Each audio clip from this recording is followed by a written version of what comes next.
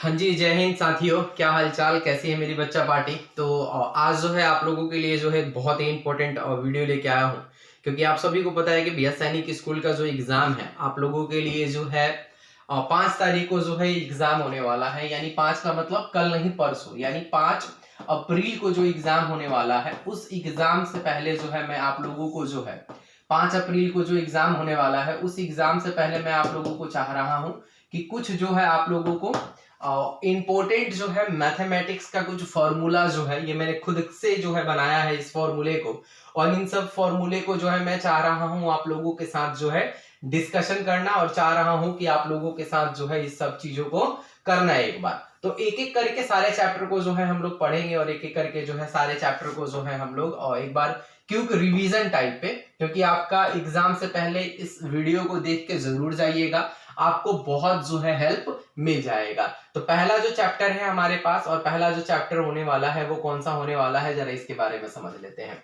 तो पहला जो चैप्टर हम लोग पढ़ेंगे, ये चैप्टर का नाम रहेगा आप लोगों के लिए सिंपल इंटरेस्ट। यानी पहला जो चैप्टर है वो हम लोगों का कौन सा है, एसआई, जिसको हम लोग बोलते हैं एसआई, या इसको हम लोग बोलते हैं सिंपल इंटरेस्ट, है ना। बहुत ज्यादा और बहुत ही बेहतरीन ये वीडियो रहने वाला है सिंपल इंटरेस्ट का, ठीक है। तो ये सिंपल इंटरेस्ट जो होता है इसको हम लोग क्या बोलते हैं, एसआई बोलते हैं। अब एसआई का बहुत इंपॉर्टेंट जो फॉर्मूला होता है, जैसे कि यहाँ पे एसआई लिखा हुआ है, तो एसआई को जो है हम लोग किस तरीके से लिख सकते हैं, तो एसआई को जो है हम लोग लिख सकते हैं कैसे भाई, तो एसआई को हम लोग लिखते हैं पीआरटी, है ना।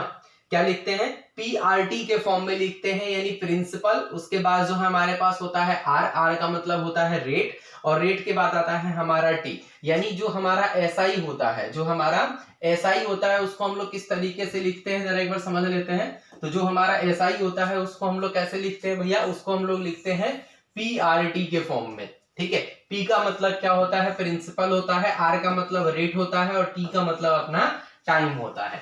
तो ये हमारा कुछ भी इसमें से मान लो दे दिया, मान लो कि मेरे पास ये आर की वैल्यू निकालनी होगी, तो ये आर जो है ये बाहर आ जाएगा, एसआई जो है इसके मल्टीप्लाई में चला जाएगा। अगर मुझे अमाउंट निकालना होगा तो हम लोग क्या करेंगे, प्रिंसिपल प्लस एसआई कर देंगे। यानी जब भी आपसे अमाउंट के बारे में पूछे और बोले कि आपका अमाउंट जो होगा वो क्या होगा, तो अमाउंट के लिए हमें क्या करना पड़ेगा, तो अमाउंट के लिए हमें प्रिंसिपल प्लस एसआई करना होगा। यानी एसआई को और प्रिंसिपल को ऐड कर देंगे तो हमारा अमाउंट निकल जाएगा, ठीक है। तो जिस तरीके से हमने इसको सीखा, उसके बाद जो है हमारा कौन सा है, उसके बाद जो है हम लोग जो सीखेंगे नेक्स्ट जो है हम लोग सीखेंगे, वो सीखेंगे हम लोग एक बार जरा इसको हटाता हूं ताकि इसको हम लोग ऊपर कर पाए, ठीक है। उसके बाद जो है हमारा कौन सा है भाई, उसके बाद है हमारा कंपाउंड इंटरेस्ट, जो कि बहुत इंपॉर्टेंट है अपने आप में। जो ये चैप्टर है बहुत ही महत्वपूर्ण चैप्टर है।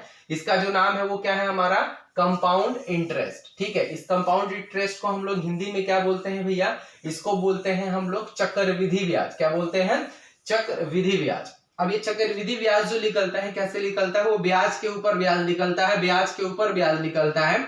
मतलब क्या कि अगर मान लीजिए कोई मेरा सर्टेन अमाउंट है, तो उस अमाउंट के ऊपर जो भी हमारा लिख लेगा, प्रिंसिपल लिख लेगा, या जो हमारा इंटरेस्ट लिख लेगा, उस इंटरेस्ट में भी इंटरेस्ट को जोड़ा जाता है। तो इसका जो मेन फॉर्मूला होता है वो क्या होता है, ए का मतलब हमारा कंपाउंड इंटरेस्ट हो गया, ए का मतलब हमारा अमाउंट भी बोल सकते हैं कि ये जो है हमारा क्या है, ये अमाउंट हो गया, ये जो है हमारा क्या हो गया भैया, अमाउंट हो गया। ए का मतलब क्या हो गया, हमारा अमाउंट हो गया। पी का मतलब अपना प्रिंसिपल हो गया। इसका फॉर्मूला जो होता है वो होता है 1 प्लस आर बाई 100। क्या होता है, 1 प्लस आर बाई 100 की पावर जो होती है वो n होती है। ये n का मतलब जो होता है ये टाइम होता है। क्या होता है, ये n का जो मतलब होता है ये टाइम होता है। ये जो r होता है इसको हम लोग क्या बोलते हैं, रेट बोलते हैं। क्या बोलते हैं इसको, हम लोग रेट बोलते हैं। तो जब भी हम लोगों को कंपाउंड इंटरेस्ट निकालना पड़ेगा तो amount is equal to principal bracket के अंदर 1 प्लस आर बाई 100 की पावर n हो जाएगी। ये किसके लिए है, जब हम लोग एक साल के लिए काउंट करते हैं, यानी इसको हम लोग जब एनुअली देखेंगे, क्या देखेंगे हम लोग, एनुअली काउंट करेंगे तो हमारा 1 ईयर के लिए होता है। अब इसमें क्या होता है, आप लोगों के एग्जाम में कभी कभी ईयरली ना पूछ के 6 महीने का पूछ देगा, कभी 3 महीने का पूछ देगा। तो जब 6 महीने का पूछेगा तो हम लोगों को क्या करना होता है, जब 6 महीने का पूछेगा तो ये जो रेट है ना, रेट आधा हो जाता है, टाइम दुगुना हो जाता है।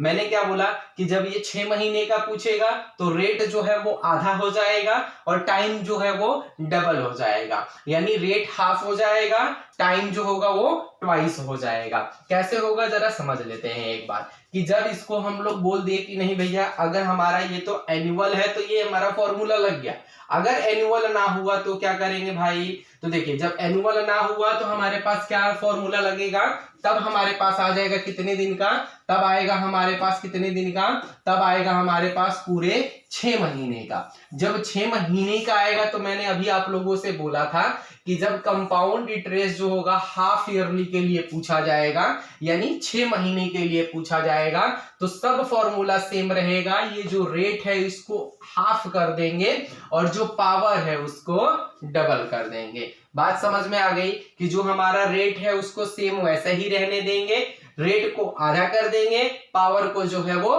ट्वाइस कर देंगे। इसका जो नॉर्मल वाला फॉर्मूला था वो क्या था मेरे पास, वो था हमारे पास A is equal to P, bracket में था 1 प्लस R डिवाइडेड बाई 100 की पावर क्या थी मेरे पास, n थी। ये हमारा क्या होता है भैया, ये हमारा कंपाउंड इंटरेस्ट का फॉर्मूला होता है, जो कि मेन फॉर्मूला होता है A is equal to P, bracket के अंदर A plus R divided by 100 की पावर n। ये किसके लिए होता है, ये होता है आपका एनुअली बोल सकते हैं, या इसको हम लोग बोल सकते हैं 1 ईयर के लिए, कि अगर आपसे 1 साल का पूछ दिया जाए, 1 ईयर का मतलब क्या भैया साल, अगर आपसे 1 साल का पूछ दे तो आप क्या करेंगे, तो जब आपसे 1 साल का पूछेगा तो ये फॉर्मूला लगाना होगा, जब 6 महीने का पूछेगा तो ये जो R है ये R को आधा कर दीजिएगा, ये जो पावर है उसको डबल कर दीजिएगा। यहां तक आपको बात समझ में आ गई होगी।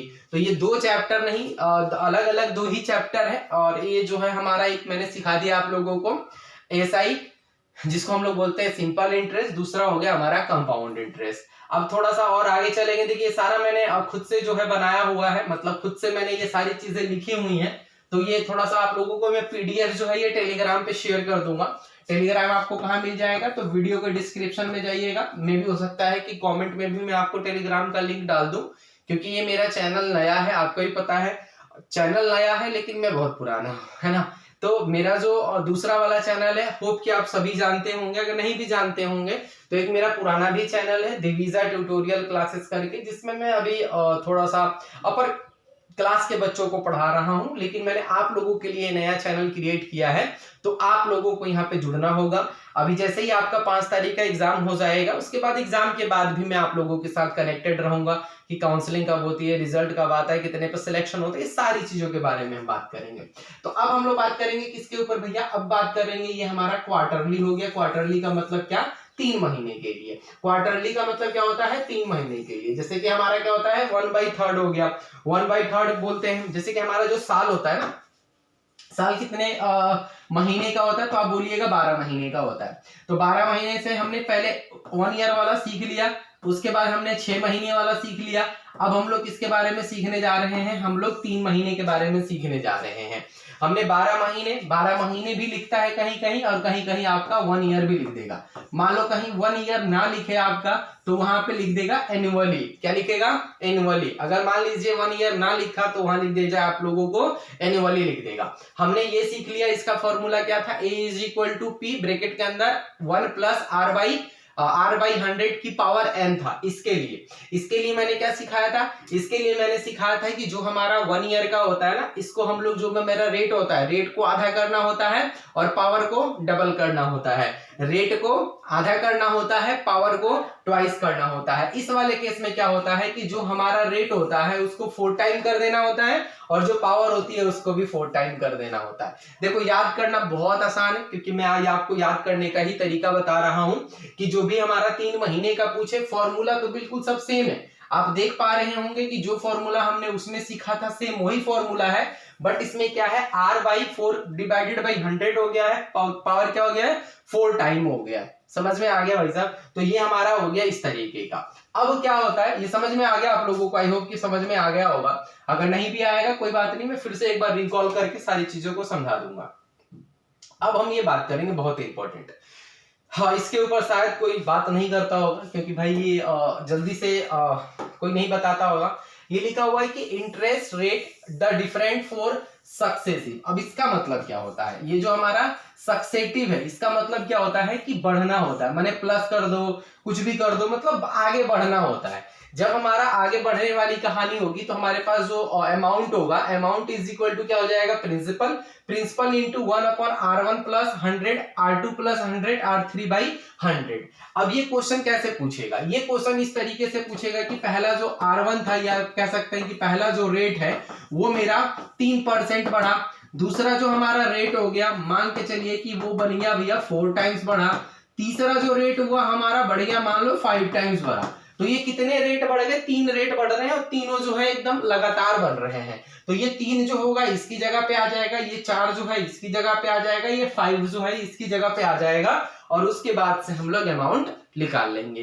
तो ये वाला जो फॉर्मूला होता है वो लगातार जो हमारा रेट होता है कि जैसे कभी बढ़ जाता है कभी घटने लगता है, तो ये वाला फॉर्मूला लगा सकते हैं। यहाँ पे लिखा हुआ है कि अमाउंट जब भी हम लोगों का निकलेगा तो अमाउंट माइनस प्रिंसिपल जब करेंगे तो हमारा क्या निकलता है, CI निकलता है, यानी कंपाउंड इंटरेस्ट निकलता है। कंपाउंड इंटरेस्ट कब निकलेगा, जब हम लोग अमाउंट माइनस में प्रिंसिपल कर देंगे। आप बोलिएगा अरे बड़ा घनचक्कर हो गया, कुछ नहीं हुआ, अभी थोड़ी देर पहले हमने आपको SI सिखाया था। SI के लिए हमने क्या बोला था कि अमाउंट को और प्रिंसिपल को ऐड कर दीजिएगा। जब अमाउंट को और प्रिंसिपल को ऐड करेंगे तो SI हो जाएगा, जब अमाउंट में से प्रिंसिपल को माइनस कर देंगे तो CI हो जाएगा। बात समझ में आ गई कि जब अमाउंट को और प्रिंसिपल को ऐड करेंगे तो SI होगा, और जब अमाउंट में से प्रिंसिपल को माइनस कर देंगे तो CI हो जाएगा। यहां तक की बात जो है आपको भैया समझ में आ गई होगी।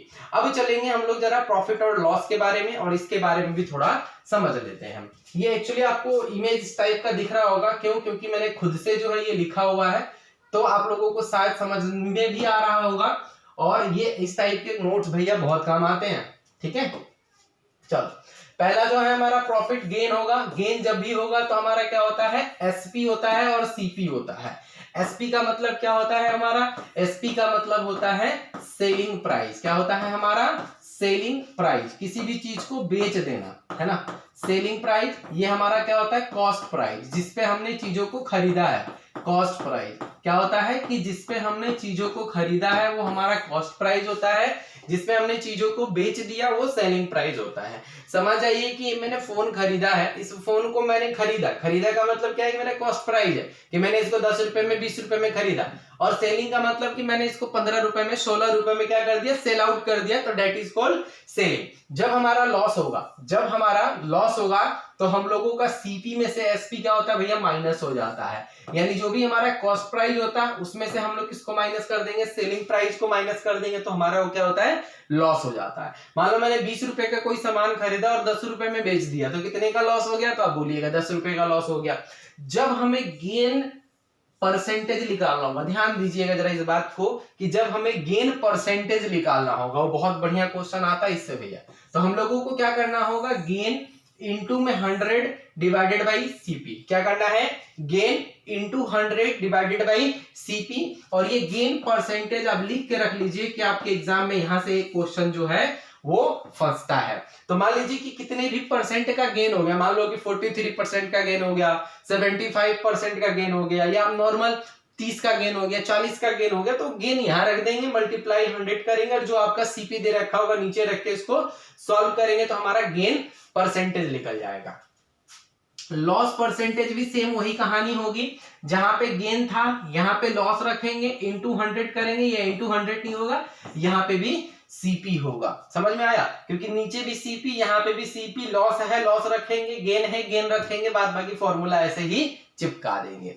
जब हमें SP निकालना होगा, यानी सेलिंग प्राइस जब भी निकालना होगा, तो हम 100 प्लस गेन परसेंट करेंगे, डिवाइडेड 100 इंटू डिवाइडेड बाई 100 और इंटू CP कर देंगे। ये किस किस के लिए होगा, जब हमें SP निकालना होगा। समझ में आ गई भाई कि जब हमें SP निकालना होगा तो ये फॉर्मूला लगा देंगे। अब जब हमें SP का लॉस निकालना होगा तो ये वाला फॉर्मूला लगा देंगे। CP का जब हमें गेन निकालना होगा तो ये फॉर्मूला लगा देंगे। CP का जब हमें लॉस निकालना होगा तो ये फॉर्मूला लगा देंगे। अब देखिए यहां से जो आता है भैया एक डिस्काउंट आता है, बहुत बढ़िया ये चैप्टर है भाई, आप लोगों को बता दूं कि डिस्काउंट से भी भैया आपके एग्जाम में क्वेश्चन पूछता है। हाँ, तो डिस्काउंट से जरा समझ लेते हैं कि डिस्काउंट वाले में जो कहानी है वो क्या बन रही है। तो जरा डिस्काउंट वाला समझ लेते हैं। तो जो भी डिस्काउंट होता है वो हमारा जो भी हमारा एसपी होता है यानी सेलिंग प्राइस जो होता है, इसमें हम लोग क्या करते हैं एमआरपी माइनस डिस्काउंट करते हैं। यानी जो हमारे पास एमआरपी दे रखा होगा और उसमें से हम लोग क्या करेंगे डिस्काउंट वाले को माइनस करेंगे।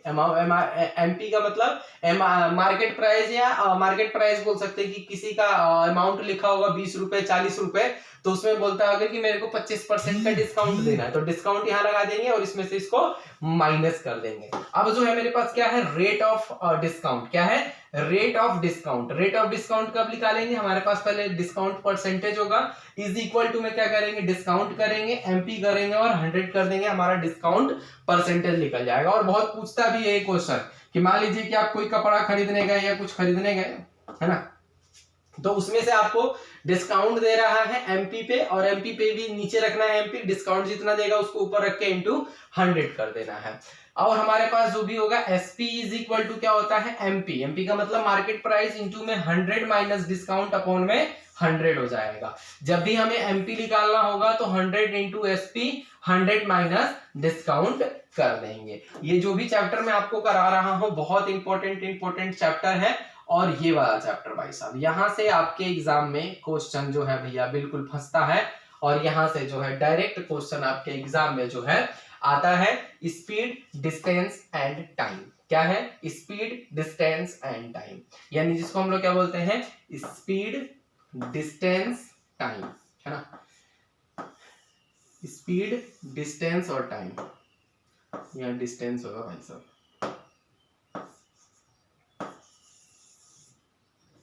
एक बार मैं फिर से लिख देता हूं, ये होता है हमारा स्पीड डिस्टेंस और टाइम, है ना। ये वाला चैप्टर अपने आप में बहुत इंपॉर्टेंट चैप्टर, यहां से क्वेश्चन आपको बिल्कुल देखने को मिलेगा और 100% जो है क्वेश्चन देखने को मिलेगा।